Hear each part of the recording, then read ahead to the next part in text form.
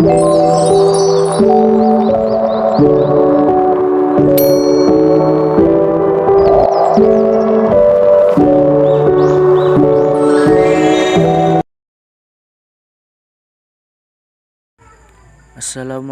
warahmatullahi wabarakatuh. Saya akan membawakan materi pertama, yaitu pengertian replikasi virus. Replikasi virus adalah cara virus melakukan perkembangbiakan dalam sel inangnya, yakni dengan memperbanyak diri virus dalam sel inang. Secara umum, virus akan merusak sel-sel DNA dari sel inangnya dan mengambil alih fungsi-fungsi fisiologi sel inangnya untuk memproduksi virus-virus baru. Dari sel inang ini, virus mendapatkan energi dan bahan untuk sintetis protein. Adapun keberhasilan virus dalam berkembang biak bergantung pada jenis virus dan kondisi ketahanan sel inang dari virus tersebut. Assalamualaikum warahmatullahi wabarakatuh. Saya pembawa materi kedua akan membacakan pengertian dan tahap siklus litik. Siklus litik.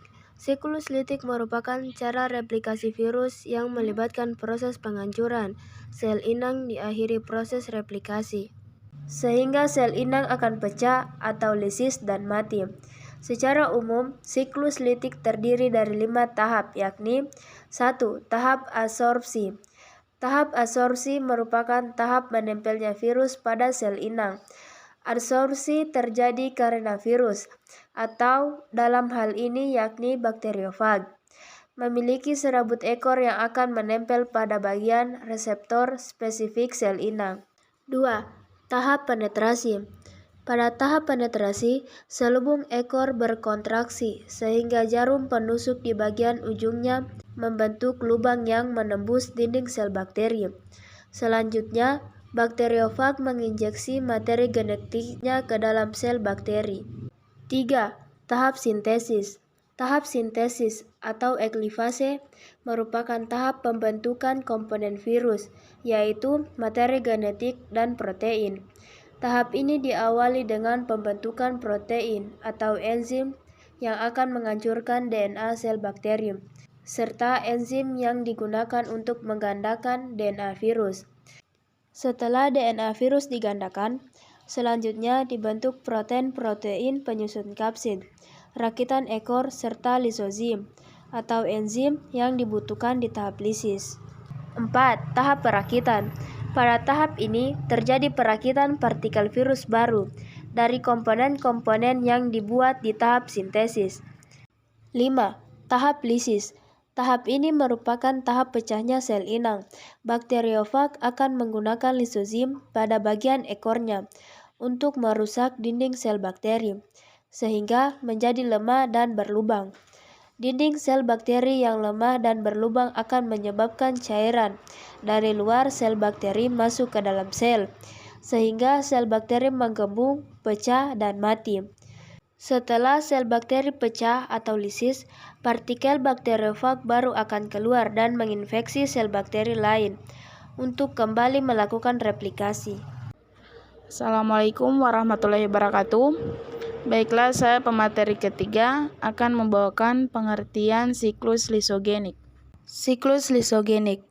Siklus lisogenik merupakan mekanisme replikasi virus melalui penyisipan materi genetik virus pada materi genetik inang. Jadi, siklus lisogenik tidak melibatkan proses penghancuran atau kematian sel inang. Pada siklus ini, DNA dari virus akan bergabung dengan DNA sel bakteri membentuk profag. Kemudian, saat sel bakteri yang mengandung profag membelah diri untuk bereproduksi, profag juga ikut digandakan, sehingga secara tidak langsung terjadi perbanyakan materi genetik virus. Secara umum, siklus lisogenik terdiri dari 4 tahap, yakni tahap pertama adalah 1. Tahap adsorpsi.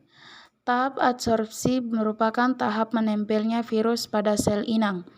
Adsorpsi terjadi karena virus, atau dalam hal ini yaitu bakteriofag, memiliki serabut ekor yang akan menempel pada bagian reseptor spesifik sel inang. Reseptor merupakan molekul khusus pada membran sel inang yang dapat dikenali oleh virus. Tahap kedua yaitu tahap penetrasi. Pada tahap penetrasi, selubung ekor berkontraksi sehingga jarum penusuk di bagian ujungnya membentuk lubang yang menembus dinding sel dan membran sel inang. Selanjutnya, bakteriofag menginjeksikan materi genetiknya ke dalam sel bakteri. Tahap ketiga yaitu tahap integrasi. Tahap integrasi disebut juga sebagai tahap penggabungan. Setelah melalui tahap penetrasi, DNA virus yang telah diinjeksikan ke dalam sel bakteri akan diintegrasikan atau digabungkan pada bagian tertentu dari materi genetik sel bakteri sehingga terbentuk profag atau propag. Tahap keempat yaitu tahap multiplikasi sel inang. Selanjutnya yaitu tahap multiplikasi sel bakteri melalui pembelahan sel. Jadi, sel bakteri akan menggandakan materi genetiknya melalui pembelahan sel. Dan inilah contoh gambar dari proses siklus litik dan lisogenik.